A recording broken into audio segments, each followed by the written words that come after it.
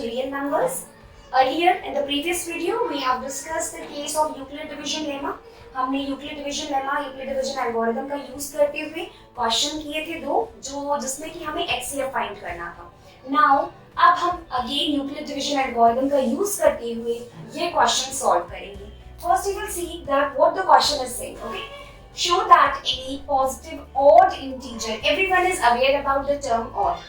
odd क्या होता है, even क्या होता है, सबको पता है. इवन नंबर्स वो नंबर होते हैं जो डिविजिबल होते हैं 2 से, और ऑड नंबर्स वो होते हैं जो not divisible by 2. Okay, so any positive integer we have to show that they will be of the form 6q plus 1, 6q plus 3, 6q plus 5, where q is some integers. Okay, so earlier in the previous video we have discussed lemma, Euclid division lemma. हमने पढ़ा क्या कहता है Euclid division lemma, कि हमारा a और b कोई भी दो पॉजिटिव इंटीजर्स हैं तो कंडीशन क्या होती है यूक्लिड डिवीजन एल्गोरिथम में, a is equals to bq plus r. ठीक है, ये तो हो गई a और b हमारे पॉजिटिव इंटीजर हो गए, q और r क्वोशिएंट और रिमाइंडर हो गए. और एक और कंडीशन थी इसी के साथ कि r जो होगा वो 0 से बड़ा होगा और 0 के इक्वल होगा, लेकिन वो b से छोटा होगा. ठीक है, बस अब हम यही चीज को अप्लाई करेंगे इस स्टेटमेंट को कंडीशन के साथ इस क्वेश्चन पे. हमें बस ये दिखाना है कि हमें शो करना है कि जो हमारे पॉजिटिव और इंटीजर होंगे वो 6q plus 1, 6q plus 3 और 6q plus 5 के होंगे. ठीक है, तो अगर हम इसे सॉल्व करते हैं तो हम क्या मानते हैं, अगर हमने इसमें भी लिखा a and b, if we take a and b as positive integer, a and b are positive integer.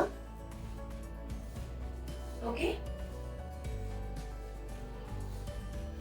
and हमने क्या लिया, b को ले लिया 6q plus 1, 6q plus 3, 6q plus 5 का फॉर्म है, हमने b को 6 दे लिया.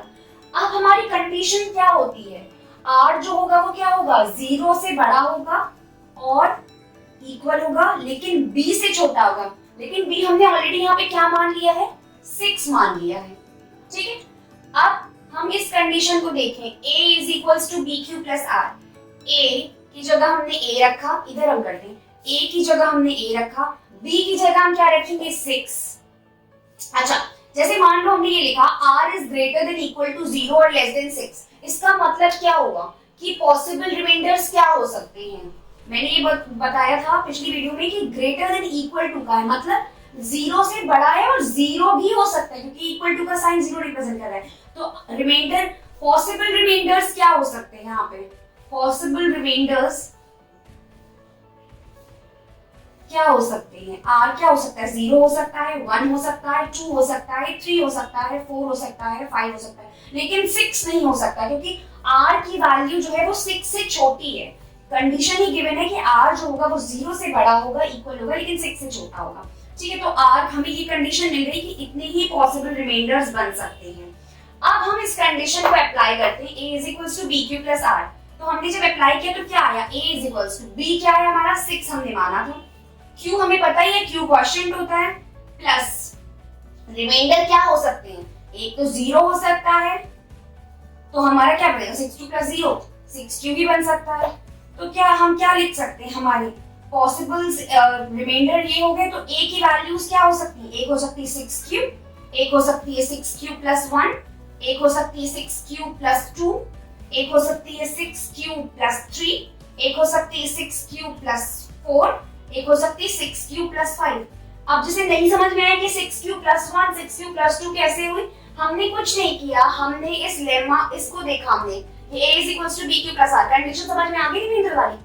हमने बस क्या किया है, b की वैल्यू b की जगह रखी है 6q, और रिमाइंडर्स जो पॉसिबल रिमाइंडर्स थे वो रखते चले गए. जब हमने 0 रखा तो 6q plus 0 6q ही आया, 1 रखा तो 6q plus 1 आया.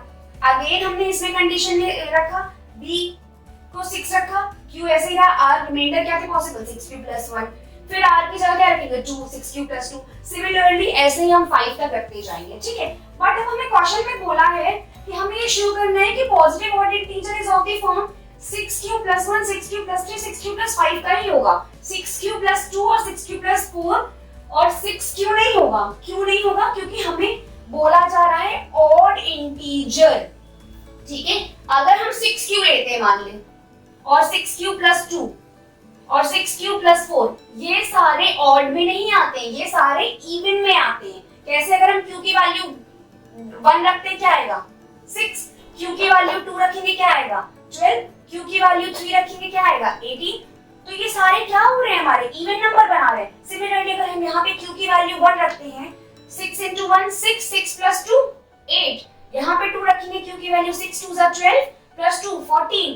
तो हमारे सारे क्या बन रहे हैं 6q plus 2 6q plus 4, ये सारे इवन के फॉर्म बन रहे हैं। और बचा हमारा क्या 6q plus 1, 6q plus 3, 6q plus 5। तो ये जो बचे हुए हैं ये हमारे क्या है odd positive odd integers. So any positive integer, हमने a और b दो पॉजिटिव इंटीजर माने, जहां पे हमने b की वैल्यू 6 मान ली थी। हमने कह रहे हैं कि हमारे जो a होगा, जो पॉजिटिव इंटीजर a बचा हुआ a भी तो पॉजिटिव इंटीजर है, तो जो बचा हुआ a है हमारा पॉजिटिव इंटीजर, वो किस फॉर्म का होगा 6q plus 1, 6q plus 3, 6q plus 5। यहाँ पे q की वैल्यू कुछ भी रख लो, 1 से लेके 1 रखोगे 6 1 6 plus 1 7 ऑड आ रहा है। यहाँ पे रखोगे 1 की वैल्यू 6 1 6 plus 3 9 ऑड आ रहा है। 6 plus 6 into 1 6 plus 5 11 आ रहा है। तो हमें जब भी पॉजिटिव ऑड इंटीजर की बात होगी तो ये वैल्यूज आ जाएंगी। सिमिलरली अगर क्वेश्चन में इवन इंटीजर की बात होती तो हम ये लेते हैं। रिमाइंडर्स हमारे पॉसिबल यही होते हैं, a की वैल्यूज भी इतनी सारी होती, बट कंसीडर कौन सी वैल्यू करेंगे for positive odd integers we will consider the value of a 6q plus 1, 6q plus 3 and 6q plus 5. Okay, I hope now this question is clear to you all. अगर यहाँ पे कोई और value होती 4 होती तो आप b4 लेते और उसके पॉसिबल रिमाइंडर्स क्या होते r is greater than equals to 0 but less than 4। तो r के पॉसिबल रिमाइंडर्स क्या होते पॉसिबल 0 1 2 3। क्लियर? तो ऐसे करेंगे। अब हम करके देखेंगे कि कौन सा ऑड आ रहा है कौन सा इवन आ रहा है। ओके, नाउ इसके बाद हम दूसरा क्वेश्चन डिस्कस करते हैं जो कि अगेन हमारा यूक्लिड डिवीजन एल्गोरिथम जिस पे बेस्ड है। Okay, we will do the next question. Next case, एक केस हमने किया HCF को निकालने वाला, अब हम दूसरा केस करेंगे। दूसरा केस हमने ये किया जहां पे हमें पॉजिटिव ऑड इंटीजर्स की बात हुई। तीसरा केस भी यूक्लिड डिवीजन एल्गोरिथम का हम करते हैं, उसके बाद हमारा यूक्लिड डिवीजन एल्गोरिथम पे बेस्ड क्वेश्चंस कंप्लीट हो जाएंगे। ओके,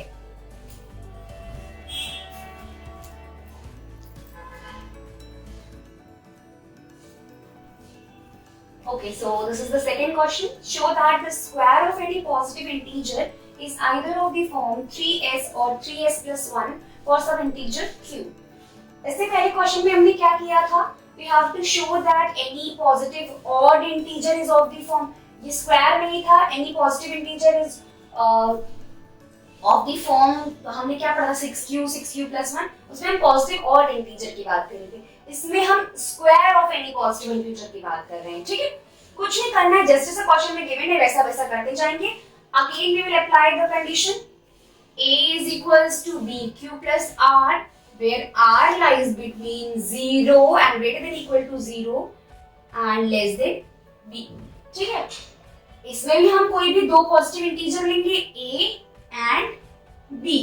उस क्वेश्चन में हमने क्या किया था 6q plus 1 2 3 5 पूछा था इस फॉर्म का है, तो हमने 6 मान लिया था b की वैल्यू। इसमें भी क्वेश्चन में ऐसे ही है, तो हम b की वैल्यू क्या मान लेंगे 3। अब हमें पता है कि कंडीशन क्या होती है जब b की वैल्यू गिवन हो, तो पॉसिबल रिमाइंडर्स क्या होंगे r will be greater than equal to 0 but less than b। अब b क्या है 3, तो पॉसिबल रिमाइंडर्स क्या होंगे, possible remainders will be r is equals to 0 1 and 2। ठीक है, अब हम इसे कंडीशन में अप्लाई करेंगे तो क्या आएंगी a की values, a is equals to 3q plus 0, तो 3q plus 0 क्या हो जाएगा 3q ही हो जाएगा। दूसरी आएगी a is equals to 3q plus 1 और तीसरी आएगी a is equals to 3q plus 2। जिसे ये समझ में नहीं आया कि ये कहां से आया, हमने कुछ नहीं किया है, हमने r वाली कंडीशन देखी है और r की वैल्यूज देख काउंट करी कितनी आएंगी जीरो के इक्वल है तो जीरो तो आएगा ही आएगा, और जीरो से बड़ी वैल्यूज आएंगी बट 3 से छोटी, तो जीरो से बड़ी क्या होगी, एक तो जीरो ही हो गया जीरो के इक्वल वाला, और 1 और 2 आ गया। ठीक है, अब इसको क्या किया है हमने, r की जगह हमने r रखा है, b की जगह हमने b रखा है, और a तो हमें था ही नहीं गिवन, तो हमने क्या किया, फर्स्ट कंडीशन a की जगह a, b क्या गिवन है 3, q की जगह q, r क्या है 0, तो 3q + 0, दूसरी बार में r क्या है 3q + 1, तीसरी बार में a = b की जगह 3, q r की जगह 2, तो ये कंडीशन हमारी आई थी, तो इसलिए हमने ले रखा 3q + 0, 3q + 1, 3q + 2, इसी वजह से यहाँ ये चीज आ रही है। ठीक है, अब क्या बोला है, ये तो हमारा केस हो गया, बोला है स्क्वायर, स्क्वायर बोला है तो अभी स्क्वायर करेंगे धीरे धीरे तीनों का। तो पहले हम a का स्क्वायर, a = 3q का स्क्वायर करते हैं। ठीक है, मैथ्स में जब भी आप कोई भी ऑपरेशन अप्लाई करते हैं, ये इक्वालिटी का साइन है ना, ये इंडिकेट करता है कि जो भी चीज हम इक्वल टू के इधर करेंगे, ऑपरेशन लगाएंगे, जो भी चीज इधर करेंगे वो सेम चीज इधर करेंगे। अगर हम कुछ इधर ऐड कर रहे हैं तो इधर भी करेंगे, कुछ डिवाइड कर रहे हैं इधर भी करेंगे, इधर भी करेंगे, स्क्वायर कर रहे हैं तो दोनों साइड करेंगे। तो a का स्क्वायर किया और 3q का स्क्वायर किया दोनों साइड, तो हमारी वैल्यू आई a² = 9q²। ठीक है, हमें फॉर्म चाहिए 3s का फॉर्म चाहिए। अब हम इस a² 9q² को ऐसे भी तो लिख सकते हैं, 3 × 9 को क्या लिख सकते हैं, 3 × 3q² लिख सकते हैं या नहीं लिख सकते हैं। ठीक है, अब इस 3q² को मैंने कुछ नहीं किया, 3q² को मैंने मान लिया s, तो ये मेरा a² की वैल्यू क्या आ गई 3s आ गया, एक फॉर्म हमें मिल गया। अगेन देखिए a की वैल्यू 3q थी, दोनों साइड हमने स्क्वायर किया, 9q² आ गया, q² को मैंने डिस्टर्ब नहीं किया, 9 को मैंने ब्रेक कर दिया 3 × 3 के फॉर्म में, और इस पूरे 3q² को मैंने अपने मन से एज्यूम कर लिया s, और ये मेरे को एक फॉर्म मिल गया ये वाला। ठीक है, चाहे इसको मैं यहाँ लिख दूं, 3q² को मैंने s मान लिया था। नाउ अब मैं क्या करूंगी, अब मैं a = 3q + 1 वाला केस सॉल्व करूंगी। a = 3q + 1, अगेन मैंने क्या कहा, अगर मैं इधर स्क्वायर करूंगी तो इधर भी करना पड़ेगा, तो इधर स्क्वायर किया और इधर दोनों साइड स्क्वायर किया। ठीक है, दोनों साइड मैंने स्क्वायर किया, तो a², अब a + b का स्क्वायर क्या होता है, a² + b² + 2ab, तो a² 3q का स्क्वायर क्या होगा 9q², b² 1 का स्क्वायर क्या होगा 1, 2ab 2 × 3q × 1 तो 6q। क्लियर। ठीक है, अब मैं क्या करूंगी, a² मैं इसको ऐसे भी तो लिख सकती हूँ, 9q² + 6q + 1 लिख सकती हूँ। लिखा मैंने 9q² + 6q + 1, मैं इधर आती हूँ, इसको मैंने ऐसे लिखा, a² = 9q² + 6q + 1। ठीक है, अब मैं क्या करती हूँ, दोनों साइड से कुछ कॉमन ले लूं, दोनों इंच से 3 कॉमन ले लेती हूँ, तो अंदर क्या बचता है, वैसे q भी लूंगी लेकिन मुझे 3s + 1 का फॉर्म बनाना है, इसलिए मैं स्क्वायर से छोड़ती हूँ। इस अंदर क्या बचेगा, अगर मैं 3 दोनों में से कॉमन ले लूंगी तो बचेगा 3q² + 2q + 1। ठीक है, अब a² को a², इस 3 को ऐसे लिख दूं, इस 3q² + 2q को मैं s मान लूं और इसमें +1, ये बन गया 3s + 1 का फॉर्म। सिमिलरली मैं इसके लिए भी करूंगी, ये आप लोग अपनी कॉपी में ट्राई कर सकते हैं, कुछ नहीं करना है। अगेन क्या करना है, a = 3q + 2 करना है, दोनों का स्क्वायर करना है, मतलब both side square will be done. a² यहाँ आएगा 9q² + 2 × 3 = 6, 6 × 2 = 12, 12q + 4। अगेन मैं क्या करूंगी, इसमें 3 बाहर ले लूंगी, तो 9q² + 12q + 4, इसे मैं इस तरीके से ब्रेक करूंगी कि मुझे 3s + 1 का ही फॉर्म चाहिए। अगर मैं इसको ब्रेक करती हूँ 9q² + 12q और 4 को मैं ब्रेक करती हूँ, तो मैं ऐसे ब्रेक करके लिख सकती हूँ 3 + 1, क्योंकि मुझे 3 का ही कॉम्बिनेशन चाहिए और 4 में मैं 4 को इस तरीके से डिवाइड कर सकती हूँ 3 और 1 में, क्योंकि 2 और 2 में करूंगी तो मुझे कॉम्बिनेशन नहीं मिलेगा, 2 कॉमन लेके कोई फायदा नहीं है और हो भी नहीं पाएगा, 2 और 12 ही कॉमन हो पाएंगे। मुझे 3 कॉमन लेना है क्योंकि मुझे 3s+1 का फॉर्म बनाना है, और 1 को तो मैंने ऐसे ही छोड़ दिया, +1 को मैंने +1 ऐसे ही छोड़ दिया, a² का a²। अब इन 3 टर्म्स में से मुझे 3 कॉमन लेना है, तो मैं क्या करूंगी, मैंने 3 कॉमन लिया तो अंदर क्या बचा, 3q² + 4, 3 4 12q + 1, ये वाला फॉर्म बचा, और मैंने सिर्फ इनमें से 3 कॉमन लिया है, ठीक है। तो मेरा क्या बन गया ये फॉर्म, a² = 3, तो 3 बाहर लिया ही, तो मैंने इस 3q² + 4q पूरे को मैंने क्या मान लिया, s, और 1 तो मैंने बाहर निकाल ही दिया था, 4 और 4 को मैंने ब्रेक किया 3 और 1 में, तो ये मेरा 3s+1 का फॉर्म आ गया। कुछ नहीं किया है, मैंने दोनों साइड स्क्वायरिंग करी है, 3 कॉमन लिया है, 3s का फॉर्म बनाया है, जहाँ 3s+1 का फॉर्म बन रहा था वहां मैंने 3s+1 का फॉर्म बनाया है। कुछ नहीं किया है, 1 यहाँ पे था, मैं इस 1 को इधर ले गई, 6q को इधर ले आई, इन दोनों में से मैंने कॉमन ले लिया, ये जो मैंने लिया 3s+1 आ गया। फिर 3q + 2 को किया, फिर 4 को मैंने ब्रेक किया 3 + 1 के फॉर्म में, ताकि मुझे 3s+1 का फॉर्म जो है +1 मैं अलग ही कर दूं एकदम, तो +1 मैंने अलग कर दिया, और इन पूरे में से मैंने 3 कॉमन ले लिया, ताकि ये जो बचा हुआ अंदर का पार्ट है उसको मैं s अज्यूम कर लूं। So like this you can do the question. अब स्क्वायर ऑफ एनी आता, कोई भी आता, या 4s आता या 5s आता, आप आराम से कर सकते हैं, ठीक है।